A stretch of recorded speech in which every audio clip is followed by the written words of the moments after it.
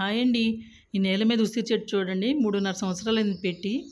ఇదే టైంలో ఇంకొక ఉసిరి చెట్టు కుండీలో పెట్టాను. అదైతే ఇప్పుడు రెండోసారి కాయడం అండి చక్కగా. చూడండి ఎంత బాగా కాసిందో. మొన్న కొన్ని కోసానండి, అవి కూడా చూపిస్తాను. ఈరోజు మళ్ళీ ఇంకా మిగిలినవన్నీ కోస్తున్నాను. అయితే చక్కగా బాగున్నాయి కదా, కొయ్యబుద్ధి కావట్లేదండి నిజంగా. చూడటానికైతే అసలు ఎంత ఆనందంగా అనిపిస్తుందో టెర్రస్ మీదకి వెళ్ళినప్పుడు. పచ్చగా పండి కానీ మరీ పండి రాలిపోతున్నాయి. ఇంకా కోసేయాలి కదా, తప్పదు కదా. అసలు గుత్తులు గుత్తులుగా ఎంత బాగా కాసినాయోనండి ఇవి. అయితే ఇవి పూత వచ్చినప్పుడు అండి పింక్ కలర్లో చెట్టు నిండా ఎంత అందంగా ఉందో. పూత అయితే మనం ఎప్పుడు దగ్గరగా చూసి ఉండం కదా, పైన చెట్లను చూస్తాము. అంటే చెట్లు చిన్నప్పుడు మా ఇంట్లో ఉండేది కాదు, మా రిలేటివ్స్ వాళ్ళ ఇంట్లో.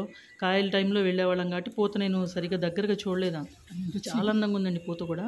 అయితే పూత పిందెలు వచ్చి రాలిపోవడం అప్పుడు చేస్తున్నాయి. బలం సరిపోలేదని చెప్పి నేను చుట్టూ తవ్వి కొద్దిగా కంపోస్ట్ ఎరువు, ఆ తర్వాత ఇంకొక గ్యాప్ ఇచ్చి ఒక 10 రోజులు కొద్దిగా ఎప్సమ్ సాల్ట్, మళ్ళీ ఒక 10 రోజులు గ్యాప్ ఇచ్చి ఎగ్షెల్ పౌడర్ అంతే వేసానండి. నీరైతే మరీ ఎక్కువ పెట్టకూడదు, అన్నీ రాలిపోతుంటాయి. అలాగే తక్కువ ఉన్నా కూడా తొందరగా రాలిపోతాయండి పిందెలు. కొంచెం కేర్ తీసుకున్నాను అంతే. ఇంకా ఇన్ని గుత్తుల కాయలోనండి. అసలు ఇంత మొత్తం హార్వెస్ట్లోకి నాకు నచ్చింది అయితే ఇదేనండి.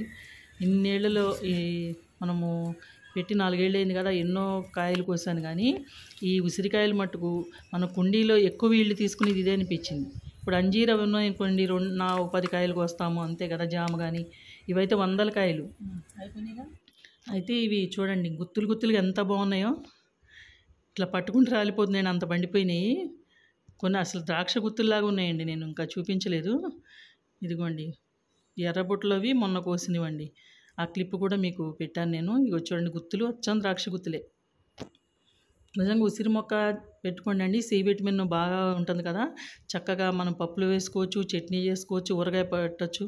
ఇగోండి ఎన్ని రాలిపోయాయి. నేనైతే అవి కూడా తీసేసి ఏరుకున్నాను.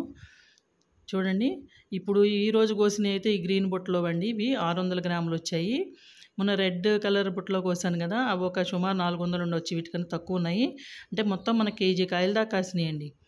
కొన్ని కోసుకున్నప్పుడప్పుడు వాడుకోవచ్చు కదా. నేను 2 సార్లు కోసేసి ఊరగాయ పచ్చడి పెట్టానండి. దీనిలో ఉంది, వీడియో చూడండి. మీకు నచ్చితే తప్పకుండా లైక్ చేసి మన ఛానల్ సబ్స్క్రైబ్ చేసి